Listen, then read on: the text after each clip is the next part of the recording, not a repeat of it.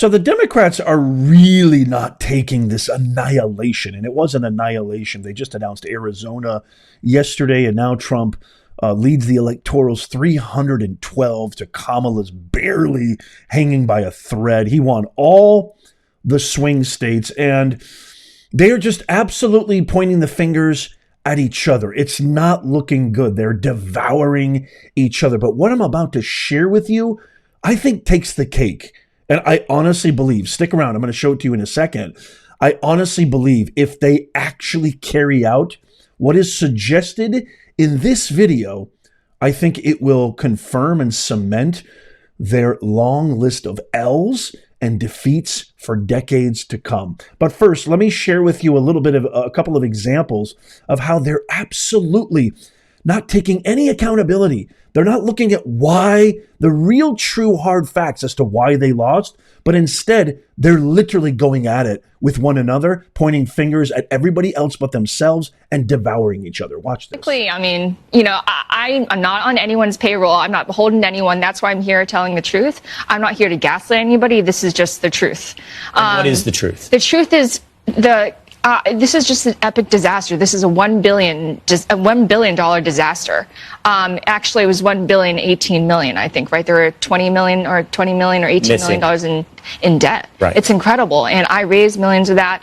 I have friends that I have to be accountable to and to explain what happened because I told them it was a margin of error race. I was promised, Jen O'Malley Dillon promised all of us that Harris would win. She even put videos out saying that Harris would win. I believed her. My donors believed her. And so they wrote massive checks. I feel like a lot of us were misled. And even on the night of election night, I looked somebody in the eye and I said, are we going to do this? Are we going to pull it off? She told me yes. And I asked somebody else, like, how are you feeling? He's like, we're going to win Iowa.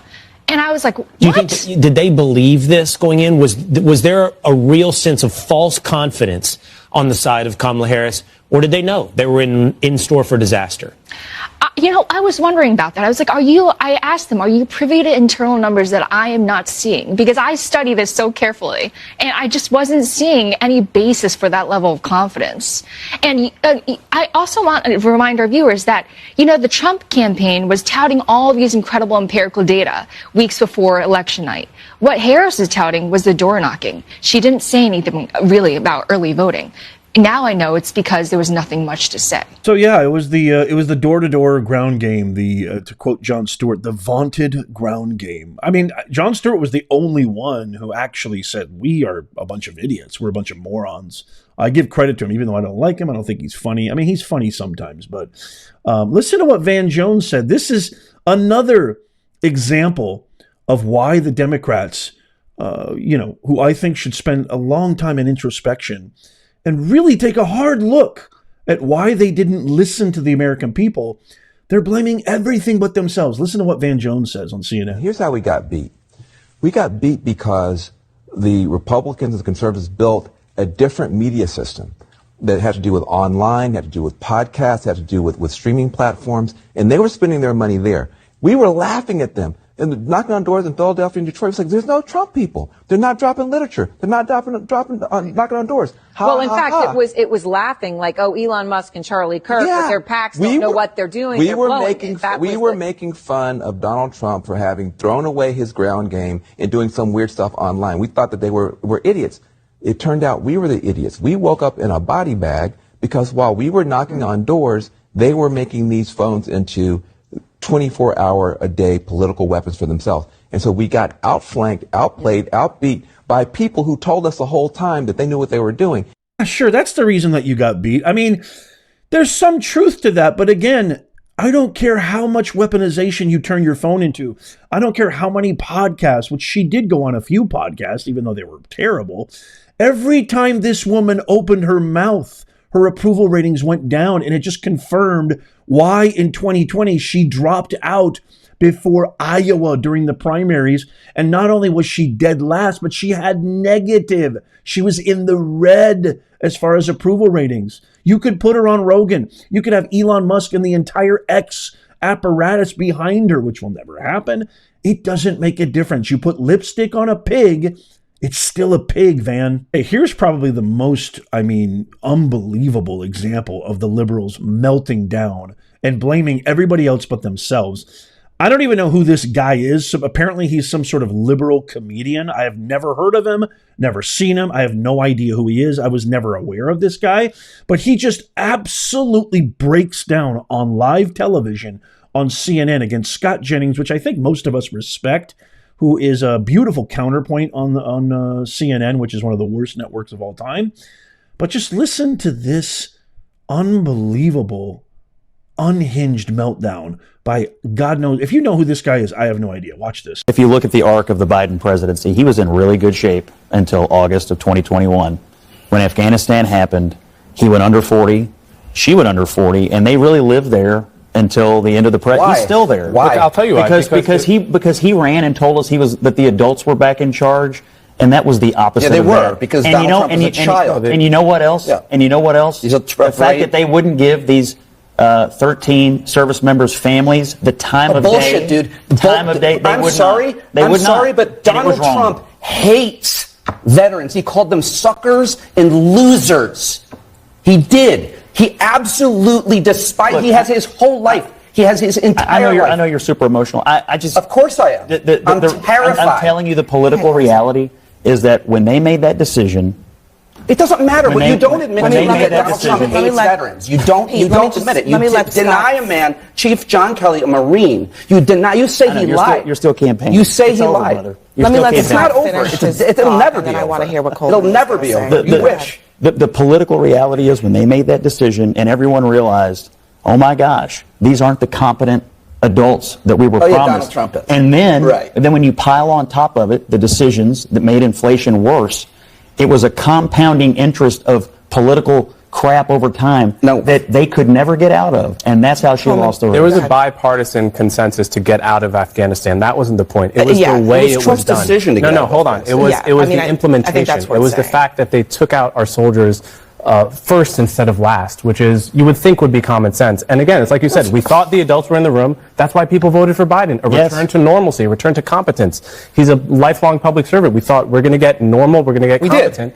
And that's what we did. We did. And the veterans community, Afghanistan doesn't signal that. The wars in Afghanistan, the war in Iraq, the Republican policies that led to those wars, the idea that Joe Biden made the final difficult decision, and his administration and his military leaders. I mean, you guys live on the tippy top of bullshit mountain. If you actually think that so many people think that the pullout of Afghanistan was the pivot point, are you kidding me? Well, I mean, I can read a chart and I can read a poll. I guess you can't. But the reality is when he made that decision... Your petty insults are so weak, dude. You have no idea. Like, I don't even understand if you hear yourself talking.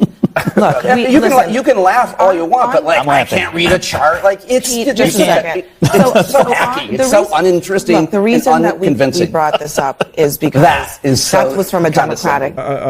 Wow. I don't know why these people are allowed to go on television. I don't even know why the gaggle of menopausal airheads are allowed to go on The View either. So I don't know. I don't understand. Are they getting ratings? Are people actually watching The View? I mean, apparently they are, because Kamala got, almost 70 million votes apparently, which is insane to me. Okay.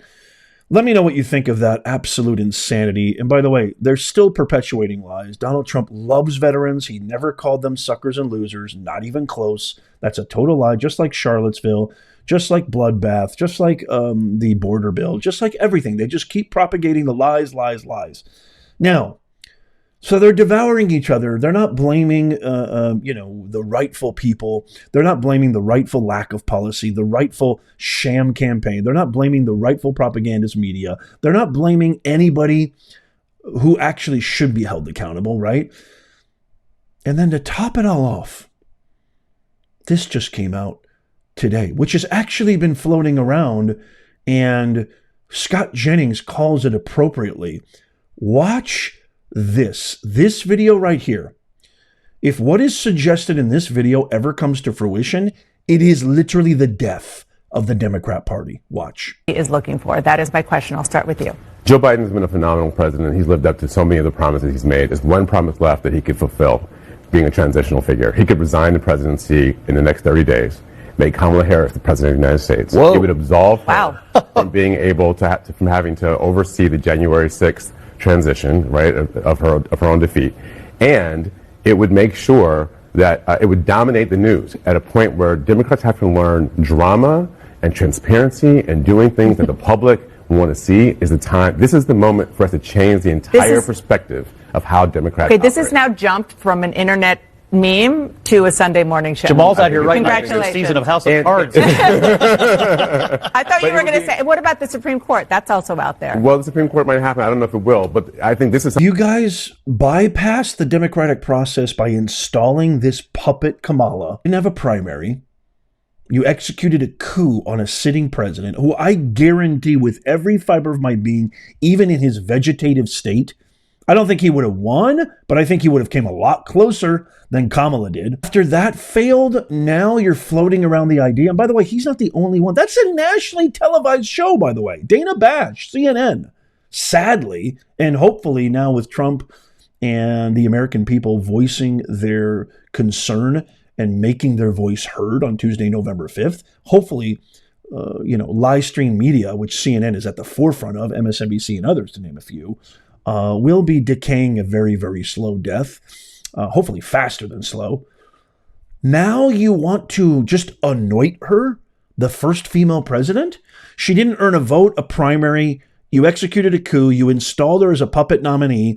You somehow backed her, even though you guys had been railing against her for 4 years. The worst vice president in the history of vice president, tasked with one job to watch the border, failed abysmally. We have the worst border crisis in the history. Now you want to just install her again without any votes, without any primary, completely circumventing, completely denigrating our electoral processes and systems? This is insane. And the crazy thing is, you can't put it past them. They might actually do this. Let me know in the comments. Do you think they're crazy, insane enough to do this? Because I sure do. Or let me know if you oppose that idea and you think, no, there's no way they're going to do that. Let me know in the comments. I'm telling you right now, if they actually carry this out, it is the death of the Democrat Party.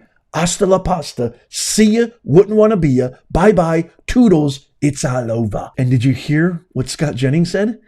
Jamal's rewriting a season of House of Cards. How long have I been saying this? All you longtime OG viewers, please comment in the comments. How long have I been saying this? That Kamala Harris is literally the embodiment of Frank Underwood. Frank Underwood would stand back in awe at her ruthlessness, her lies, her deceit, her soullessness. I mean, it's literally House of Cards is what we've seen in 2024. Without a shadow of doubt. If you don't know that show, it's a terrific show, even though I can't stand Spacey now that he endorsed Kamala Harris. It is a terrific, terrific show. And if you know, you know. So let me know in the comments. My fellow Americans, we're back. This is terrific. This is phenomenal.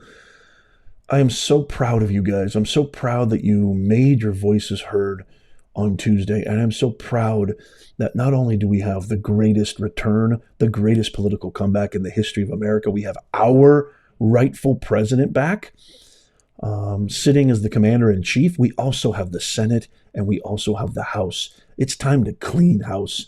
And I'm just so proud of you guys. I love you guys so, so much. Happy Veterans Day weekend. If you're a veteran, please let me know in the comments down below. And everybody, if you see one of our service members, we love you guys. We owe you such a huge debt of gratitude. We are so grateful for your service. I, Professor Nez, personally want to thank you for your amazing service.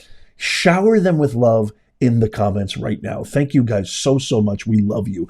Check out these videos coming up on the screen right here, especially this one. If you haven't seen it, I just posted it. Also, tap my face right there to subscribe or follow. It's free. It doesn't cost you anything. In the pinned comment is our free newsletter. Absolutely free. Sign up so you never miss out. And as always, may God bless you and may God bless America. I'll see you soon.